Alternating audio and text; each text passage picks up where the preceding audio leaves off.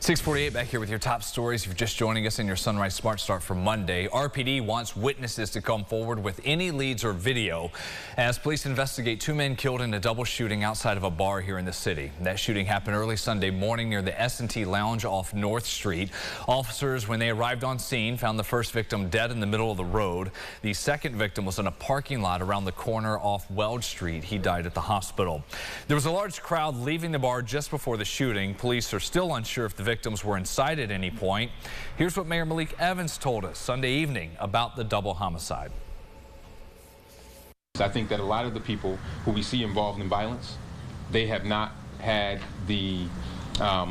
taken the pause to say, what happens if I decide to take out this gun and use it? We need people to choose peace, to choose reconciliation, to choose working together, and not resorting to violence. Police tell us it's unknown who or how many people were involved. They are also trying to determine if the victims were targeted. The victims have not been identified, but we are told they are in their 30s or 40s.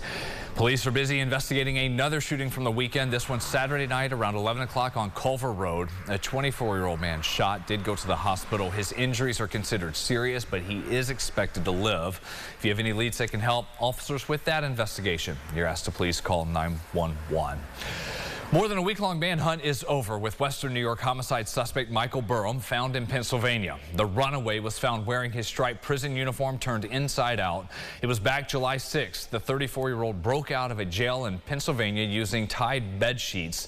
The break in the search came Saturday when a couple noticed their dog barking at something. They went to check it out and spotted a man they recognized as Burham, pictured there. The couple says they were terrified and they rushed back home to contact authorities.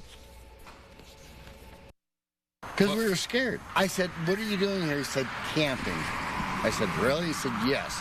And I told her, get in the golf cart, let's go. Can you imagine? During that manhunt, police found small camps and evidence of Burham surviving in the deep woods.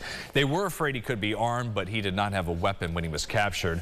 Authorities say they're still looking into whether Burham had help in his escape or while he was hiding out in the deep woods.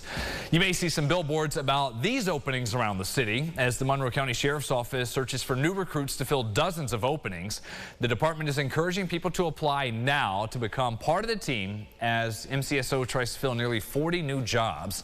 Deputy Amanda Starr says there's more to this career than you might expect, and it can lead to other opportunities helping you reach your goals.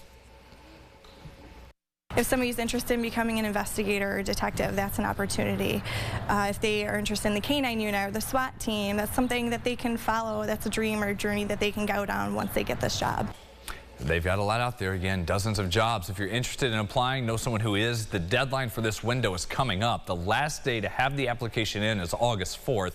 We have more key information and links to the applications on our website, rochesterfirst.com. Sunrise traffic at 6:51. Told you about this moments ago. Still an issue here with first responders on scene of a crash in South Rochester, South Avenue between Bellevue Drive and Rockingham Street. 390, 490, 590 main expressway is looking okay. And how about the view from our camera this morning? Yeah, that is smoke again. The haze back from Canadian wildfires. We'll check the air quality numbers and the rest of your forecast with James in just a second. Leaders in Rochester are celebrating the accomplishments of several local young men. More than 24 of these teens were recognized for their work in the city's violence intervention program. Young black men in high school go to 2 classes a week focused on social emotional learning courses and anti-violence. They then take field trips and talk to their peers, other kids, about real-life challenges. It's just like being young black men in this type of area, it's hard to have certain stuff like that, you know what I'm saying? I gotta put my head on the swivel every time I go outside. It's just stuff like that. So to be in stuff like this, I appreciate stuff that life has given me like that. Program organizers say about 75% of the students in the courses improved their attendance and grades over the last school year. The program picks back up once kids are back in September.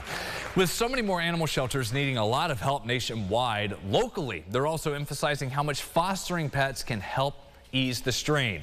Staff at Lollipop Farm tell us they're paying close attention to capacity for care, making sure every animal has the housing and space they need that's appropriate.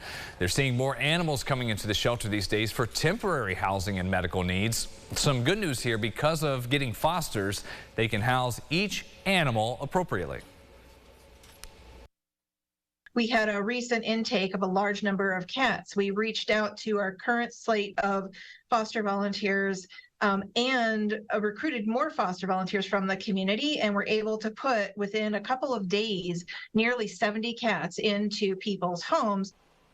The problem remains, though, getting these pets in their forever homes ASAP. Lollipop notes if you can't adopt, you can foster. There are also other ways to lend a helping hand. If you're interested in just finding out a little bit more, check out our coverage at rochesterfirst.com. A lot of people in this community got together once again to honor a Webster teen for Sunday, the 4th annual Wiffle Ball tournament held at Webster Thomas High School. This is done every year in remembrance of Joshua Honeybrink. The teen passed away in 2020 from brain cancer. Organizers say a group of friends started this tradition to keep the spirit of Josh alive. Proceeds from the event go to the Bright Eyes Fund at Golisano Children's Hospital. That supports other families going through similar fights.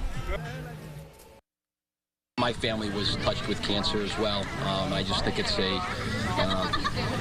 something that it was, when Christine came to me, it was, again, how much and where do we got to be? Personally, I feel strongly about that, and it's just a great event. Josh was diagnosed with cancer when he was 2 and went into remission for years. Came back when he was 16. He died at the age of 17. If you could not make it out to the tournament, still want to support the cause, going to Golisano, check out this story on the homepage of our website. Air quality index for those that are playing golf, just to know that this could be an issue. AQI at 156, that's the latest number. Going to be, I think, up there for most of today, this morning and this afternoon. Otherwise, hazy skies, mid-80s. Should last probably just a little bit into tomorrow morning. Then we'll have a few showers and thunderstorms to push through tomorrow. That should help clear the skies out. We will check the latest numbers on the air quality at 7:25 when James and I see you during CBS Mornings. Their show starts at 7 in just a couple of minutes. Follow News 8 wherever you are on RochesterFirst.com, Facebook, Twitter, and on our app for news and weather.